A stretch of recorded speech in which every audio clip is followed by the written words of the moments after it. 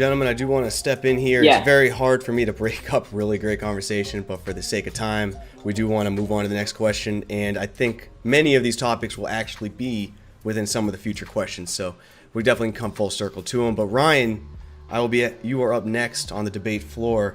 This is a little antithesis here. I feel it's very safe to say that you are maybe pro Facebook's the wrong word, but you definitely have an amicable relationship with them. Many of the detractors of Facebook and Oculus, they do express a lot of concerns about their privacy. Now, Facebook's not perfect. Most companies aren't. A lot of it issues with some more recent than others. But to you, is there an actual threat to you, to I, and to the VR community here? Is there really a huge nefarious use of our data going on, in your opinion, as bad as Facebook detractors like to claim? Or is it currently the low-hanging fruit scare tactics? Yeah, that's a great question. I obviously don't know what Facebook is doing with the data under the hood, so I can't speak to that. But I can speak to what I've seen as a developer and frankly what some of the concerns that I see around why you are and why Facebook may not have allowed that on the platform. I assume both of you guys are familiar with Cambridge Analytica, which was the big kind of data breach. I think a lot of people have heard of it, but they don't really know exactly what happened.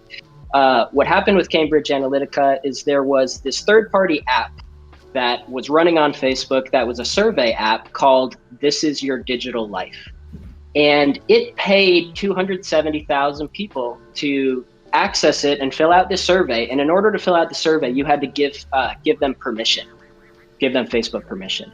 So 270,000 people gave this app Facebook permission. The app then downloaded all of their user data, which was a violation of Facebook's policy, but they did it anyway. And then they sold that data to Cambridge Analytica. Cambridge Analytica then used that data to do some very malicious things, right?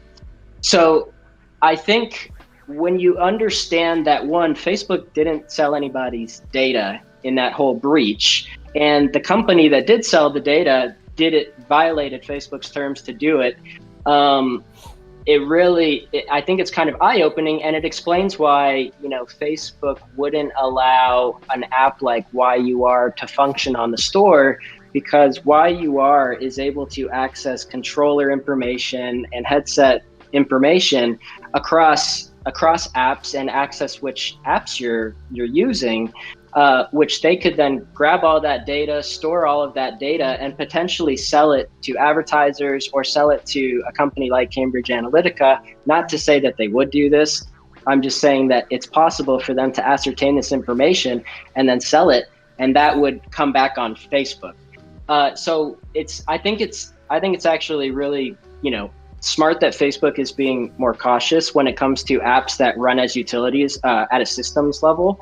And I will say that, as a developer of every platform that I've developed for, which is, Android, iOS, Chrome extension, which is probably the most access you could ever imagine, Facebook and Oculus is kind of the most locked down. The only information we get about users is their username and and the name of their friends that have our app, not friends across the board, just the ones that have our app.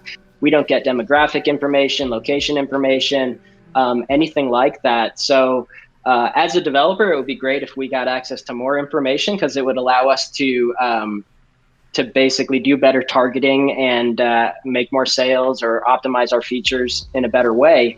But they've decided not to do that. So, I commend them for that. I think that what I've seen of the Oculus platform so far is it's very privacy centric, and they don't give access to the pass-through cameras. If we had that, I think there's some cool features that we could build, but we don't have it yet. So from what I've seen, just at a pure technical level, I think they're doing a good job. So I'm going to open up the floor to the debates, and 6, you are up. I am going to hold this topic at a hard 6 minutes from now. Okay. All right. So let's address this whole notion that Facebook is somehow concerned about data privacy. In fact, I'm going to even quote Boz here. We are going to start with the assumption that we can't collect, use, or store any data. And he said that he's going to do that starting in January. Let me make sure this can actually be visible. So for anybody who has the Oculus application on their iPhone, I want you to go through this process. Open up your iPhone, click on the data linked to you after you search for the Oculus app. And let me show you how privacy conscious they are with Oculus. So this is the privacy and data that the Oculus app is taking from you. How many pages is that? Is that really privacy conscious? Do we really believe Facebook? I'm still going. This is all the data that Facebook Reality Labs is tracking on you.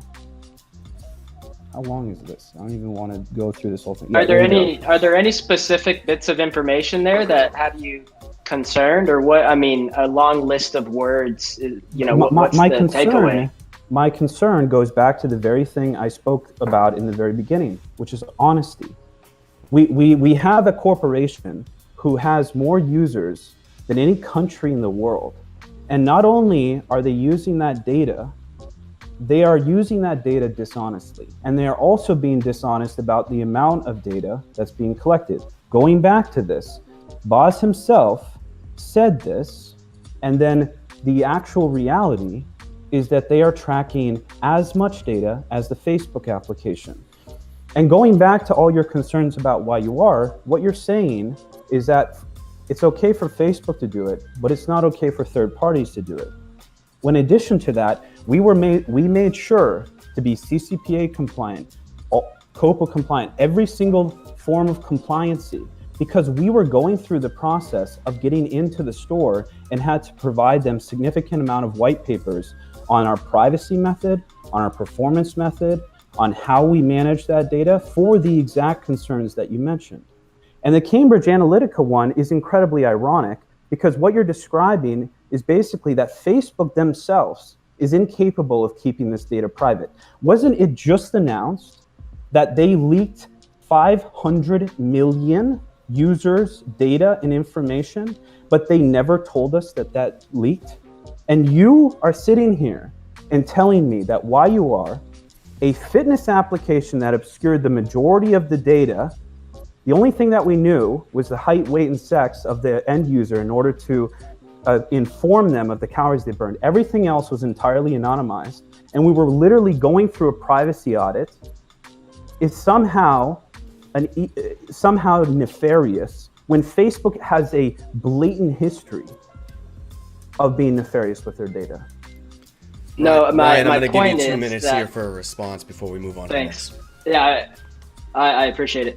My point is that YUR could store how much time people are playing the games, all of the controller movement and head movement within those games, which we know can be used to identify people just based on movement. And they could be storing all of this information and then sell it to another company that uses it in a nefarious way, right? That's exactly what happened with Cambridge Analytica. And that's why I think Facebook is cracking down and not allowing that kind of access, right? To your point, like, look, it's Facebook's platform, so they're going to have this data no matter what. But it is safer if Facebook doesn't distribute that data to third parties. I think it's hard to argue with that. So to respond to that very quickly, in the Unity engine with your game right now, you could be tracking all that data and Facebook wouldn't know. You have control of that in the game engine, and that's how our SDK works. That's how your game works. Your game works by understanding where your head and your hands are and submitting that to the application. It's different if they're running my application versus across the system. You could take that data and send it back to your own data stores. In addition to this, the additional data that we requested, FitXR asks for that exact same data.